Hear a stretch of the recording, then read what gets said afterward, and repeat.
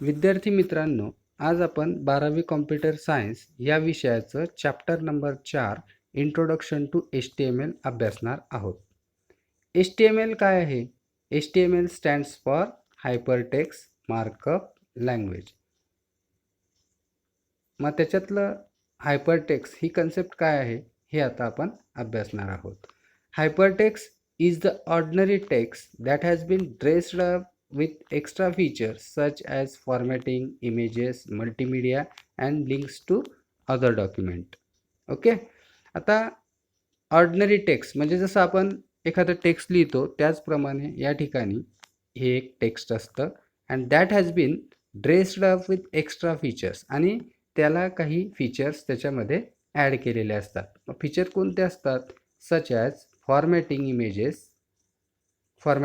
Images, multimedia, links to other documents. मग formatting काय concept आहे? तर फॉर्मॅटिंग म्हणजे काय की आपण 10वीपर्यंत MS वर्ड शिकलो. मग MS वर्डमध्ये आपण एखादं लेटर टाईप केलं किंवा एखादा मजकूर टाईप केला तर टाईप करत असताना आपण त्याच्यातले काही शब्द असतात त्यांचा रंग बदलवतो, त्यांचं फॉन्टची साईज चेंज करतो, फॉन्टचा कलर बदलवतो किंवा फॉन्टचा टाईप किंवा फेस आपण त्या ठिकाणी बदल करत असतो. तर ही जी काही प्रक्रिया असते याला आपण काय म्हणतो असतो? फॉर्मॅटिंग म्हणतो. नेक्स्ट आहे इमेजेस. इमेजेस काय आहे? इमेजेस म्हणजे पिक्चर्स आपण वेब पेजला ॲड करतो. कशासाठी? वेब पेजला ॲट्रॅक्टिव्ह बनवण्यासाठी इमेजेसचा देखील त्या ठिकाणी उपयोग करता येतो. म्हणून त्या ठिकाणी इमेजेसचा वापर वेब पेज तयार करत असताना करता येतो. म्हणून त्याच्यात त्यांनी असं म्हटलं आहे की हे सुद्धा एक त्याचं फीचर आहे. नेक्स्ट आहे मल्टीमीडिया. मल्टीमीडिया म्हणजे काय की ज्या ठिकाणी ऑडिओ आणि व्हिडिओ या दोघांचा उपयोग त्या ठिकाणी करता येतो. वेब पेजेसला आपण बऱ्याच ठिकाणी ऑडिओ आणि व्हिडिओ म्हणजे वेब पेजवर आपण व्हिडिओ देखील अपलोड करू शकतो. त्याच्यानंतर त्यांनी म्हटलं आहे links to other documents. Links to other documents म्हणजे काय की एक वेब पेज हे दुसऱ्या वेब पेजला आपल्याला लिंक करता येतं. त्याला आपण हायपरलिंक हे सुद्धा म्हणत असतो. ओके, म्हणजेच काय एका पेजला दुसरं पेज जोडणं याला आपण काय म्हणत असतो? वेब पेजेसला लिंक करणं. नेक्स्ट कन्सेप्ट आहे markup. Markup is the process of taking ordinary text and adding extra symbols such as editors proof reading symbols are a type of markup. आता मार्कअप काय आहे? ऑर्डिनरी टेक्स्ट घ्यायचं आणि त्याच्यात काही extra symbols add करायचं. जसं की editors proof reading symbols are type of markup. Each symbol is used markup in HTML is the command that tells the browser how to display the text.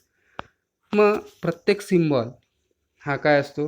Markup असतो. कशात? HTML मध्ये.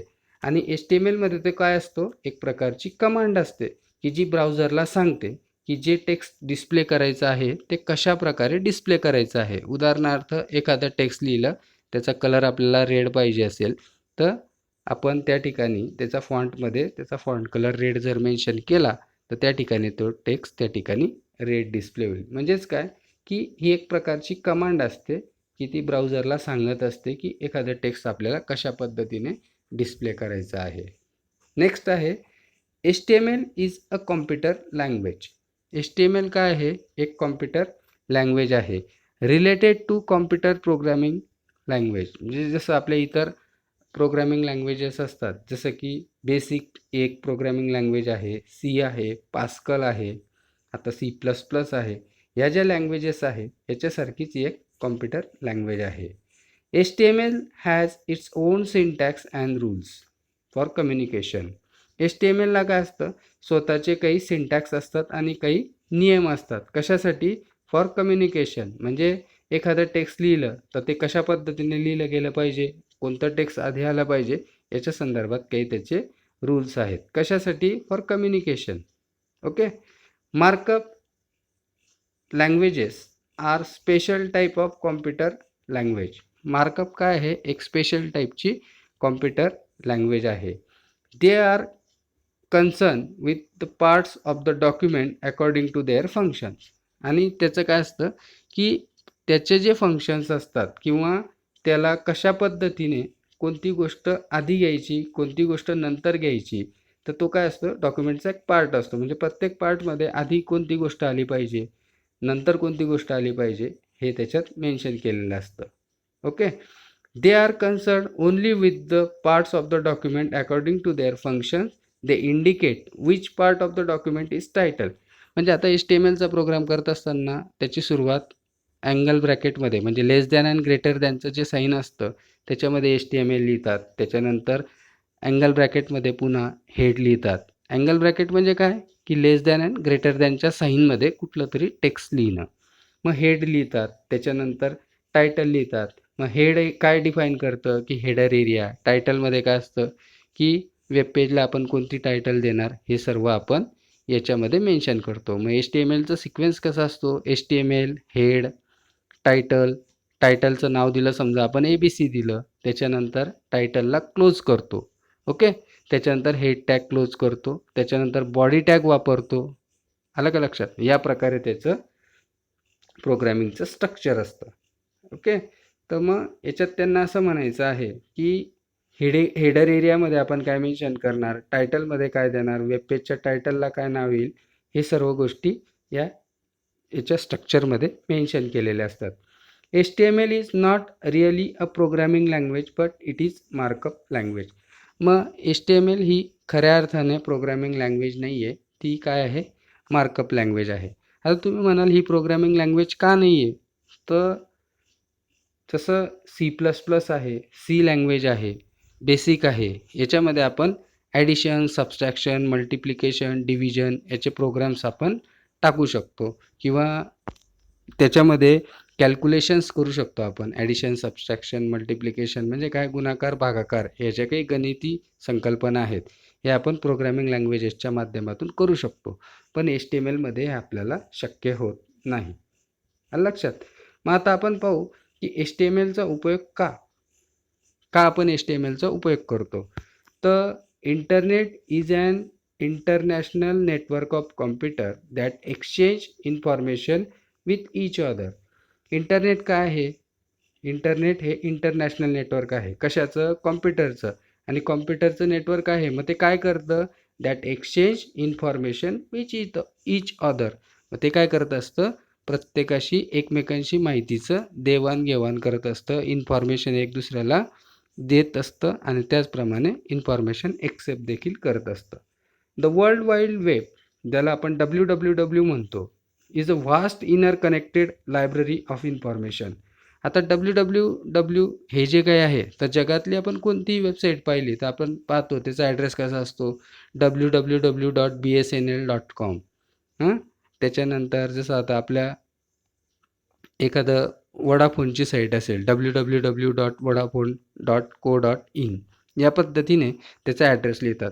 तर WWW काय आहे, की या ठिकाणी जे काही वेब पेजेस किंवा ज्या काही वेबसाईट स्टोअर होत असतात, ते एक वेब सर्व्हर आहे, की ज्याच्यावरती सर्व वेबसाईट या स्टोअर्ड असतात. मग युजर ज्या वेळेला त्या पर्टिक्युलर वेबसाईटचा ॲड्रेस टाकतो, त्यावेळेला WWWच्या माध्यमातून ती त्या कॉम्प्युटरवरती डिस्प्ले होत असते, किंवा त्याच्या कॉम्प्युटरवरती तिचा ॲसेस सुरू होत असतं. The web consist of several web pages. वेबवर काय असतात, की असंख्य वेब पेजेस एकत्र असतात, की ज्या वेब पेजेस म्हणजे काय, नुसते कोरे पेजेस असतात का, ते नाही. तर त्याच्यावरती जे काही महत्त्वाचे आपण जी काही इन्फॉर्मेशन असतो त्याचं आपण वेब पेज तयार करतो, आणि त्या वेबवरती हे सर्व वेब पेजेस हे स्टोअर्ड असतात. HTML is used to build web pages. मग HTMLचा वापर कशासाठी करतो आपण, वेब पेजेसला तयार करण्यासाठी किंवा वेब पेज बनवण्यासाठी आपण ह्या HTMLचा वापर करत असतो. Once the web page is built it can be published on the internet. जर एकदाचं आपण वेब पेज तयार केलं तर ते इंटरनेटवरती पब्लिश करण्यात येत असतं. Publishing means transferring to web page to a server so that all people all over the world will able to read it. मग काय असतं, वेब पेज पब्लिश करणं म्हणजे काय, की आपण जे काही वेब पेज तयार केलेलं आहे ते वेब सर्व्हरवरती टाकणं किंवा त्याला अपलोड करणं. सिम्पल जर सांगायचं म्हटलं तर त्याला अपलोड करणं. एकदाचं ते वेब पेज वेब सर्व्हरवरती अपलोड झालं तर जगातले सर्व लोक त्या वेब पेजला पाहू शकतात, त्याला ॲसेस करू शकतात आणि त्याला रीड करू शकतात. म्हणजे काय, त्यातला वाचू शकतात, ती माहिती पाहू शकतात. There is a huge variety of web pages. मग आता बऱ्याच प्रकारचे वेब पेजेस असतात. जसं की एक्झाम्पल जर द्यायचं म्हटलं तर we have personal home pages. आता बघा, कुठलीही वेबसाईट असेल, याहू असेल, त्याच्यानंतर जीमेल असेल, त्यांचं होम पेज असतं. होम पेज म्हणजे काय, की पेज उघडताबरोबर किंवा कुठल्याही वेबसाईट उघडताबरोबर जे पहिलं पेज दिसतं त्याला आपण होम पेज म्हणतो.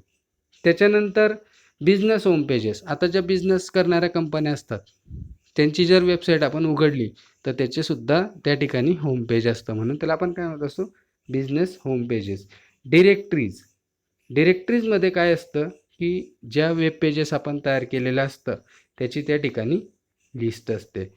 त्याच्यानंतर आहे सर्च इंजिन. सर्च इंजिन म्हणजे काय, की ज्या वेबसाईटच्या माध्यमातून आपण माहिती शोधू शकतो.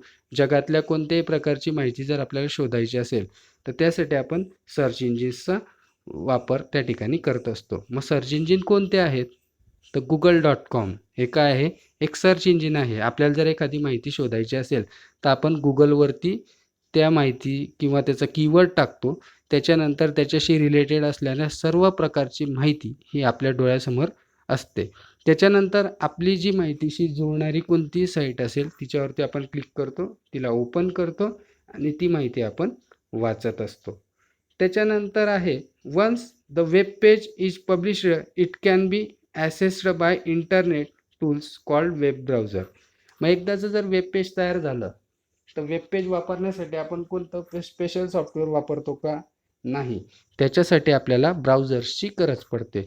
जसं की Internet Explorer, Netscape Navigator, Mozilla Firefox हे काय आहेत, हे पण वेब ब्राउझर्स आहेत.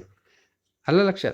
मग वेब ब्राउझर्सवरती म्हणजे वेब पेज जर तुम्ही तयार केला, समजा आता तुम्ही HTMLचा प्रोग्राम लिहिला, तो कशात लिहावा लागेल तुम्हाला, नोटपॅडमध्ये. एकदा जर तुम्ही तो नोटपॅडमध्ये लिहिला तर त्याला सेव्ह करण्याची एक पद्धत आहे.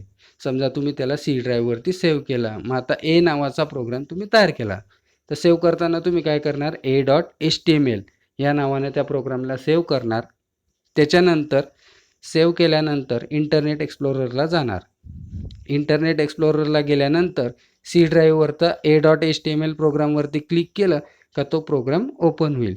मग वेब पेज ज्यावेळेला आपण तयार करतो किंवा HTMLचा प्रोग्राम ज्यावेळेला तयार करतो तर त्याला पाहण्यासाठी आपल्याला कशाची गरज पडते, इंटरनेट एक्सप्लोरर याची किंवा ब्राउझर्स आपण ज्याला म्हणतो, गुगल क्रोम असेल, त्याच्यानंतर मॉझिला फायरफॉक्स असेल, याची आपल्याला त्या ठिकाणी गरज पडते. ओके. मग HTML can be build any type of web pages. म्हणजे HTMLचा उपयोग करून आपण काय करू शकतो, की वेगवेगळ्या प्रकारचे वेब पेजेस तयार करू शकतो. It is a universal language for classifying the functions of different section of the document. मग ही एक युनिव्हर्सल लँग्वेज आहे की त्याच्यावरती क्लासिफाय करतं कोणते functions different section of the document. जसं आपण सांगितलं की HTML header area display, header area जर आपल्याला पाहायचं असेल तर हेडर एरियामध्ये आपण टायटल मेन्शन करतो, त्या ठिकाणी त्या डॉक्युमेंटचं नाव टाकतो. त्याच्यानंतर बॉडी टॅग असतो. बॉडी टॅग नंतर काय लिहितो आपण, जे काही आपल्याला वेब पेजवरती डिस्प्ले करायचं आहे, ॲक्च्युअल कंटेंट जे आपल्याला वेब पेजचे पाहिजे आहे ते आपण बॉडी टॅगच्या नंतर लिहित असतो. Okay. HTML classify the parts of the document that so that the browser can display it correctly.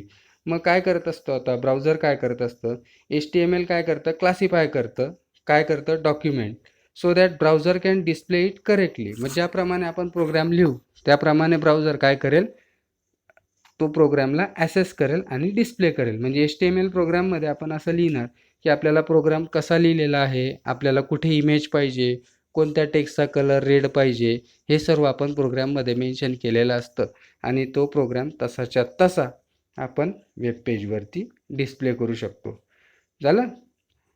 That पुढे त्यांनी असं म्हटलं आहे की document can be displayed on the different hardware having different operating system. बरोबर.